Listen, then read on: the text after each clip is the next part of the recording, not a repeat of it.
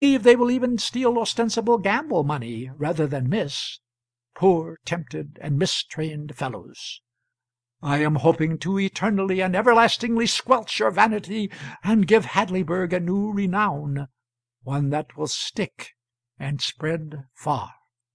If I have succeeded, open the sack and summon the Committee on Propagation and Preservation of the Hadleyburg Reputation. A cyclone of voices. Open it! Open it! The 18 to the front. Committee on Propagation of the Tradition. Forward! The Incorruptibles. The chair ripped the sack wide and gathered up a handful of bright, broad yellow coins, shook them together, then examined them. Friends, they are only gilded discs of lead. There was a crashing outbreak of delight over this news, and when the noise had subsided, the tanner called out, "By right of apparent seniority in this business, Mr. Wilson is chairman of the Committee on Propagation of the Tradition. I suggest that he step forward on behalf of his pals and receive and trust the money." 100 voices. "Wilson! Wilson! Wilson! Speech! Speech!" Wilson, in a voice trembling with anger, "You will allow me to say, and without apologies for my language, damn the money." A voice, "Ooh, and him a Baptist." A voice, "17 symbols left. Step up, gentlemen, and assume your trust." There was a pause. No response.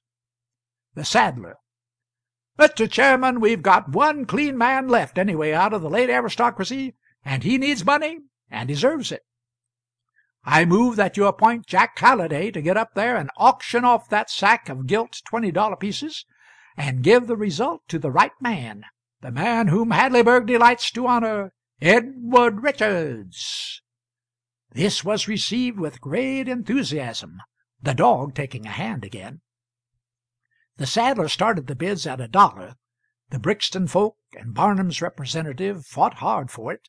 The people cheered every jump that the bids made. The excitement climbed moment by moment higher and higher. The bidders got on their mettle and grew steadily more and more daring, more and more determined.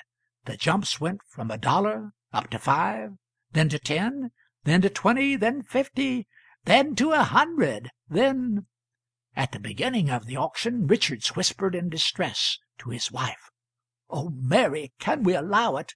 You see, it is an honor, reward, a testimonial to purity of character, and can we allow it?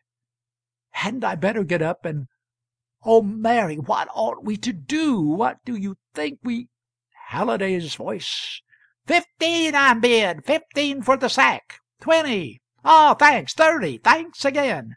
30, 30, 30. Do I hear 40? 40 it is. Keep the ball rolling, gentlemen. Keep it rolling. 50. Thanks, noble Roman. Going at 50, 50, 50. 70. 90. Splendid. 100. Pile it up, 120. 40. Just in time. 150. 200. Superb. Do I hear Thanks, 250. It is another temptation, Edward. I'm all in a tremble. But oh, we've escaped one temptation, and that ought to warn us too. 6. Did I hear? Thanks, 650. 6. 700. And yet, Edward, when you think nobody $800. Hurrah! Make it 9. Mr. Parsons, did I hear you say, thanks, 9?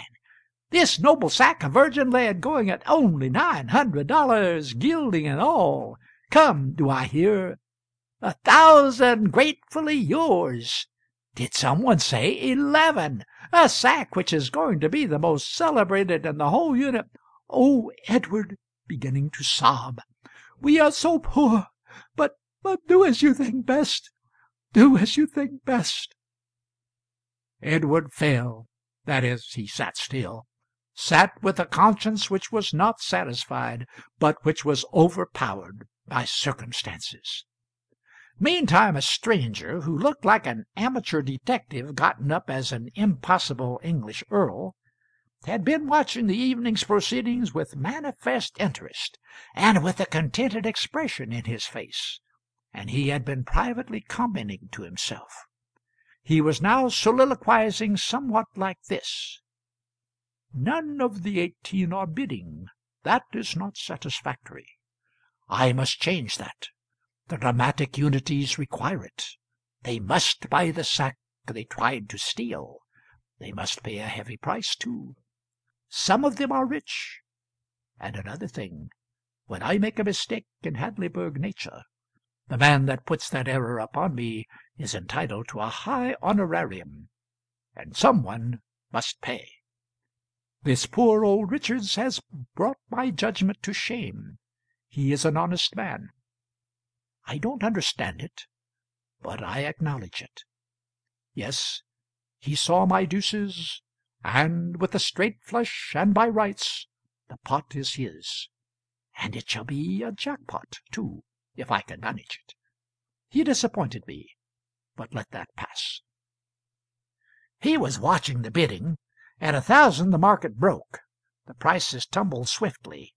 He waited and still watched. One competitor dropped out, then another and another. He put in a bid or two now. When the bids had sunk to $10, he added a 5. Some one raised him a 3. He waited a moment, then flung in a $50 jump, and the sack was his at $1,282. The house broke out in cheers, then stopped, for he was on his feet and had lifted his hand. He began to speak. "I desire to say a word and ask a favor. I am a speculator in rarities, and I have dealings with persons interested in numismatics all over the world. I can make a profit on this purchase just as it stands, but there is a way, if I can get your approval, whereby I can make every one of these leaden $20 pieces worth its face in gold, and perhaps more. Grant me that approval, and I will give part of my gains to your Mr. Richards, whose invulnerable probity you have so justly and so cordially recognized to-night. His share shall be $10,000, and I will hand him the money to-morrow." Great applause from the house, but the invulnerable probity made the Richardses blush prettily. However, it went for modesty and did no harm.